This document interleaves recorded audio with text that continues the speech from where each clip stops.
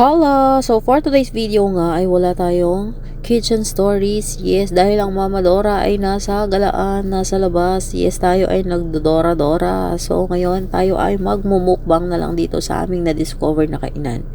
Kambingan bulaluhan nga pala siya. Somewhere in Pangasinan. So hindi ko nasasabihin dahil ang aking mga fans nag-aabang. Chares, baka magpa-picture. Charot! Pangatlong beses na nga namin kumain dito at ngayon ko lang naisipang i-vlog.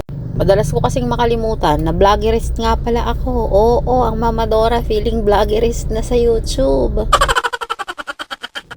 Malay mo naman, madiscover tayo dito sa mga kalokohan nating ito. Opo, kalokohan laang ito. Hindi po ako umaasa na yayaman sa pagbablog. Abonado na nga tayo sa dami ba naman ng nilalamon natin araw-araw para lang may mai-content. Tingnan mo naman, luging-lugi, 'di ba?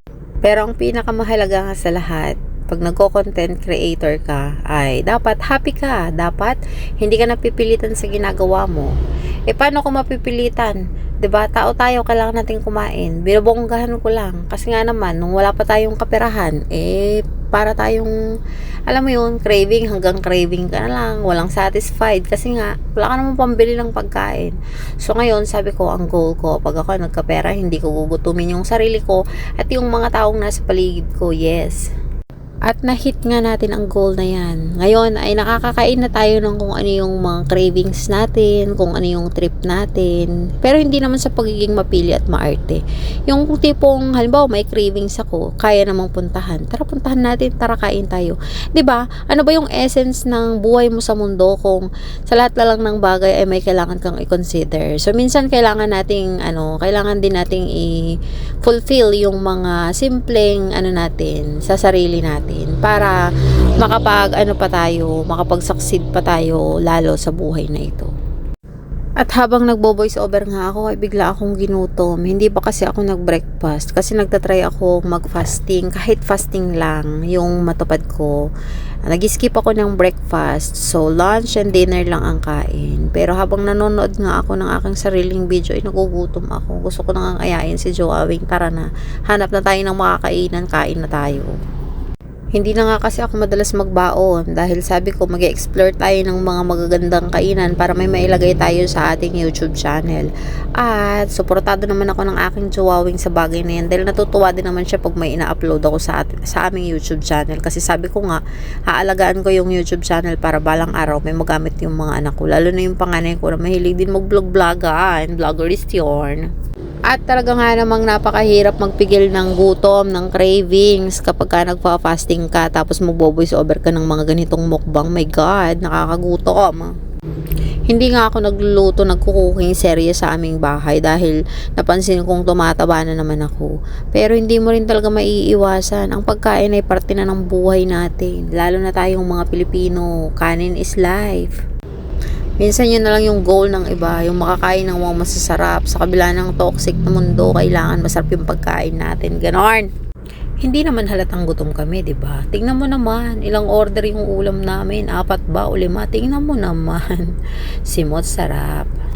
So anyway, highway, eto na yung pinaka-aabangan ng aking mga viewers. Yes, may pa-shoutout ang Mama Dora. Syempre, hindi kompletong upload natin dito sa YouTube kung walang pa-shoutout. So i-shoutout ko nga pala si Taga Timog Dos ako, ang isa sa ating napakasipag na follower, mapa page man o mapa YouTube account, talagang masugid itong ating follower na ito. Thank you so much. Taga Timog Dos ako. Mag-PM ka sa ating page ng Mama Dora. Meron akong regalo sa'yo. And hindi pa nga ako nakontento. Tingnan mo naman, umorder pa ako ng mais kunyelo. Tinry ko lang naman. Pero, yon, basta yon. Wala akong masabi sa mais kunyelo. Yung mahirap pag marunong kang magluto at magawa-gawa ng mga ganyan, medyo hindi mo masyadong ma-appreciate kapag hindi mo nagustuhan. Pero anyway, hindi naman nasayang, inubos naman namin habang naghihintay. Gaya nga ng sabi ko, ayokong mag-food review. Gusto ko yung mga ganito lang, 'di ba? Sharing of my ganap, especially foods. Pero ayoko ng food review dahil masyado po akong honest. Yes. sasabihin ko talaga kung goods or not. So ayokong sumama ang loob ng mga makakainan ko tapos may content ko, 'di ba? So okay na 'yan. I-share ko na lang yung mga bet kong i-share. Pag shinare ko, goods, ganyan.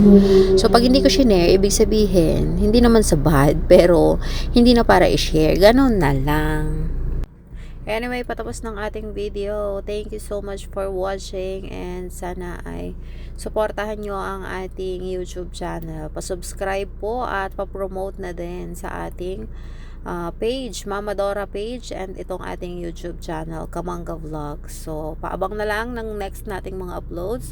Thank you so much for watching. This is Mama Dora telling you stay safe. God bless.